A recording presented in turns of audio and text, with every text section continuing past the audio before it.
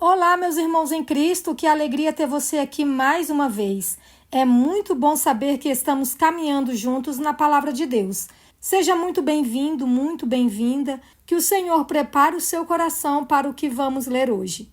Hoje vamos ler Mateus capítulo 24, um dos capítulos mais impactantes do Evangelho. Aqui Jesus fala sobre sinais, perseguições, enganos e sobre a sua volta. Não é um texto para gerar medo, mas vigilância. Não é para ansiedade, mas para preparo. Cristo nos mostra que o mundo passaria por abalos, mas também deixa claro que quem permanece firme até o fim será salvo. Então vamos ler com atenção, com reverência e com o coração disposto a ouvir o que o Senhor quer nos ensinar sobre o tempo em que estamos vivendo. Então vamos fazer uma oração para começarmos essa leitura. Senhor, antes de abrirmos a Tua palavra, reconhecemos que precisamos de Ti. Que essa leitura não seja apenas informação, mas transformação. Abra o nosso entendimento, acalma o nosso coração e fala exatamente aquilo que nós precisamos ouvir hoje. Que o Teu Espírito conduza cada versículo e nos aproxime mais de Ti. Em nome de Jesus, amém. Bíblia aberta, Mateus capítulo 24, o sermão profético. A destruição do templo. Jesus saiu do templo e, enquanto caminhava, os seus discípulos se aproximaram para lhe mostrar as construções do templo. Ele, porém, lhes disse: Vocês estão vendo todas essas coisas? Em verdade lhes digo que não ficará aqui pedra sobre pedra que não seja derrubada. O princípio das dores. Jesus estava sentado no Monte das Oliveiras quando os discípulos se aproximaram dele e, em particular, lhe pediram: Diga-nos quando essas coisas vão acontecer e que sinal haverá da sua vinda e do fim dos tempos. E Jesus respondeu: Tenham cuidado para que ninguém os engane, porque muitos virão em meu nome dizendo: Eu sou o Cristo, e enganarão a muitos. E vocês ouvirão falar de guerras e rumores de guerras. Fiquem atentos e não se assustem, porque é necessário que isso aconteça, mas ainda não é o fim. Porque nação se levantará contra nação e reino contra reino. Haverá fomes e terremotos em vários lugares. Porém, todas essas coisas são o princípio das dores.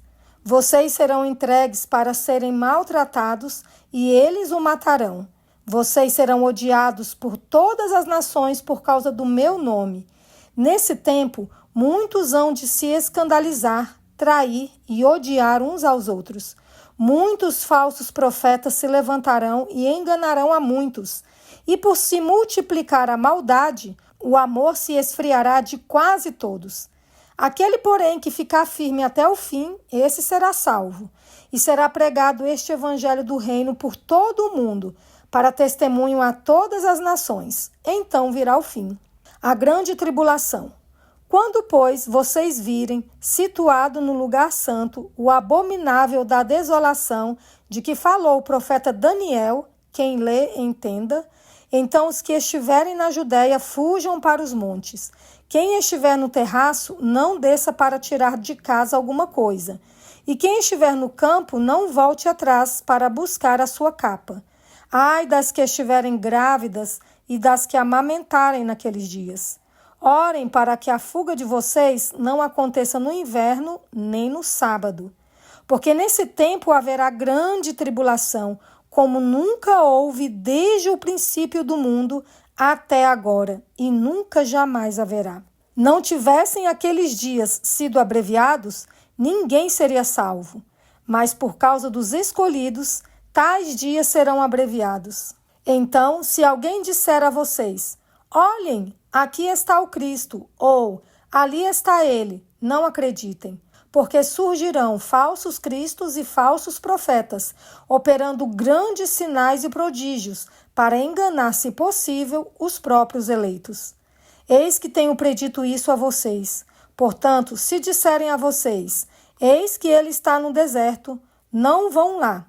Ou se disserem: Eis que ele está no interior da casa, não acreditem.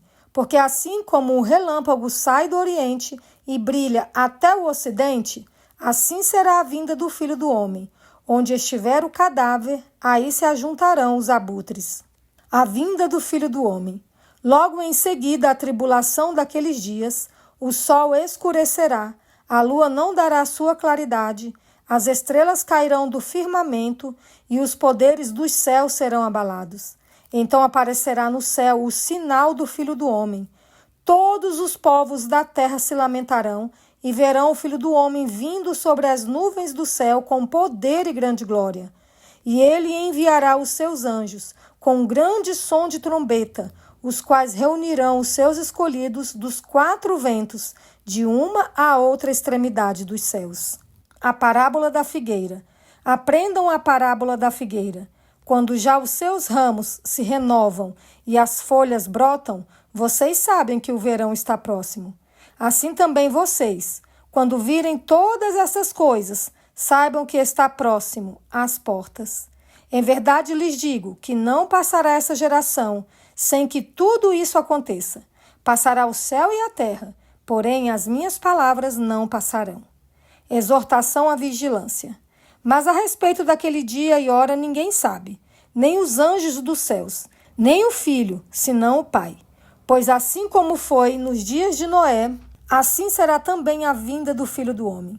Pois assim como nos dias anteriores ao dilúvio, comiam e bebiam, casavam e davam-se em casamento, até o dia em que Noé entrou na arca, e não o perceberam, até que veio o dilúvio e os levou a todos. Assim será também a vinda do Filho do Homem.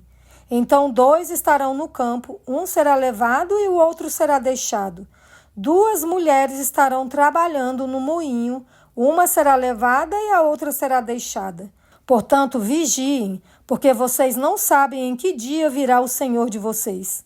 Porém, considerem isto: se o pai de família soubesse a que hora viria o ladrão, vigiaria e não deixaria que a sua casa fosse arrombada. Por isso, estejam também vocês preparados, porque o Filho do Homem virá a hora em que vocês menos esperam. A parábola do servo fiel e do servo mau. Quem é, pois, o servo fiel e prudente, a quem o Senhor deixou encarregado dos demais servos, para lhes dar o sustento a seu tempo? Bem-aventurado aquele servo, a quem seu senhor, quando vier, achar fazendo assim. Em verdade lhes digo que lhe confiará todos os seus bens. Mas o que acontecerá se aquele servo, sendo mau, disser consigo mesmo: meu senhor demora para vir, e começar a espancar os seus companheiros e a comer e beber com os bêbados? Virá o senhor daquele servo, em dia em que não o espera e em hora que não sabe, e irá aplicar-lhe um castigo severo, condenando-os com os hipócritas. Ali haverá choro e ranger de dentes. Essa foi a leitura. Mateus 24 não foi escrito para nos assustar, foi escrito para nos despertar. Jesus não detalhou os sinais do fim para gerar medo, mas para gerar vigilância. Ele deixou claro que haveria guerras, enganos, falsos cristos, esfriamento do amor, mas também deixou uma promessa: quem perseverar até o fim será salvo. O problema nunca foi a falta de sinais. O problema é quando vemos os sinais e continuamos vivendo como se nada estivesse acontecendo. Jesus não nos chamou para especular datas. Ele nos chamou para estar preparados. Talvez você tenha ouvido essa mensagem muitas vezes. Talvez já tenha lido sobre o fim. Mas hoje a pergunta não é sobre o mundo, é sobre você. Seu coração está preparado? Sua fé está firme? Seu amor ainda está vivo? Se Jesus voltasse hoje, você estaria pronto? Não endureça o coração. Não trate isso como mais um capítulo. Se há algo para acertar com Deus, acerte hoje. Se há algo para abandonar, abandone hoje. Se há algo para entregar, entregue hoje.